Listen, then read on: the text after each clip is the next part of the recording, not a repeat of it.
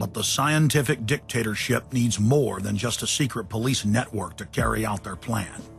Citizen spies at every level of society have been recruited to keep their eyes and ears focused on everything their neighbors and co-workers are doing and saying. More than 50,000 private sector executives have been recruited by FEMA to secretly serve as deputy FBI informants under the InfraGard program. Now there are more than 75,000 preachers serving FEMA in the clergy response teams.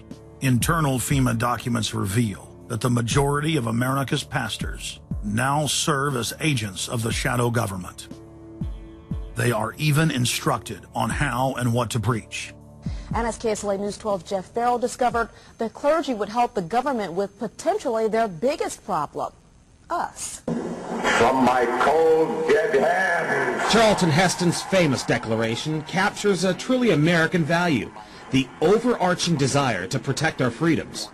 But gun confiscation is exactly what happened during the state of emergency following Hurricane Katrina in New Orleans. U.S. troops also arrived, something far easier to do even now thanks to last year's elimination of the 1878 Posse Comitatus Act. That forbid U.S. troops from policing on American soil. If martial law were enacted here at home, public fears and quelling dissent would be critical. And that's exactly what the clergy response team, as it's called, helped accomplish in New Orleans. Jeff, the primary thing that we say to anybody is let's cooperate and get this thing over with, and then we'll settle the differences once the crisis is over. Such clergy response teams would walk a tightrope between the needs of the government versus the wishes of the public. In a lot of cases, these clergy would already be known in the neighborhoods in which they're helping to defuse that situation. For the clergy, one of the biggest tools that they will have in helping calm the public down or obey the law is the Bible itself, specifically Romans 13. Because the government is established by the Lord, you know, and that's what we believe in the Christian faith. That's what's stated in the Scripture. They prepare their flocks like sheep to the slaughter for gun confiscation, forced inoculation, and they tell them that it is a blessing to have their families broken up and put into FEMA camps. Irland, Frankreich, Portugal, Spanien, die Schweiz, Liechtenstein, Luxembourg, Polen, Ungarn, Romania. Adolf Hitler bragged that his most powerful domestic tool, used by the Nazis to control the people, was the servile clergy. And his favorite Bible verse was Romans 13, render unto Caesar. Either you are with us or you are with the terrorists.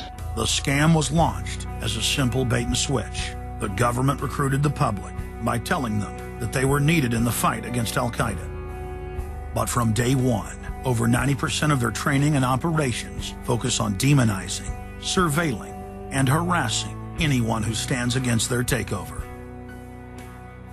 The Department of Homeland Security calling on firefighters to take on a new role in the war on terror.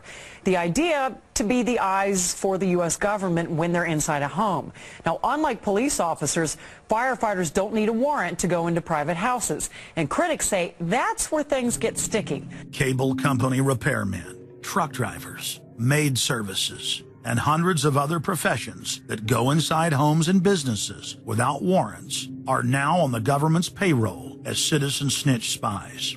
But Big Brother doesn't stop there. Children are being indoctrinated inside the public schools nationwide to spy on their parents.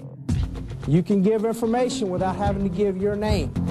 You guys can get paid for good tips up to $200.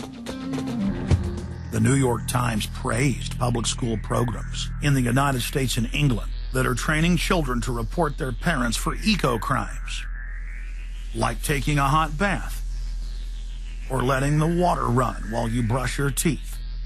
All of that violates their carbon footprint credit allotment.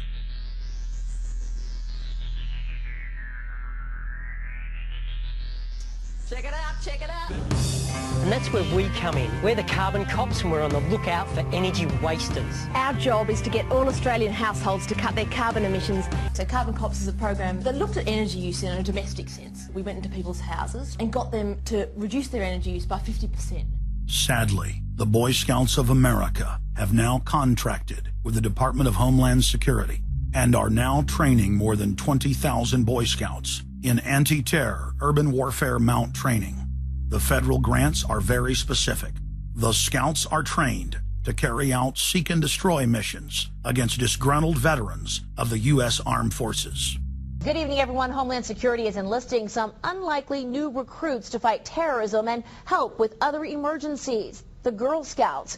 Girl Scouts across the country and here in East Tennessee are now taking part. 9-year-old Elise Murphy has already earned a lot of Girl Scout patches. And now, every member of the 3.4 million Girl Scouts of America is now being trained by the Federal Emergency Management Agency to aid and support Homeland Security in disaster and anti-terror operations. One of the things that if you talk to our generals, they are desperate for is a civilian counterpart to our military forces. Everybody somewhere between the ages of 18 and 25 will serve 3 months of basic training and understanding in a kind of civil defense. So is this compulsory then? Well, you have to, in a sense, it's required of everybody, 18 to 25, 3 months, and at some point at that point,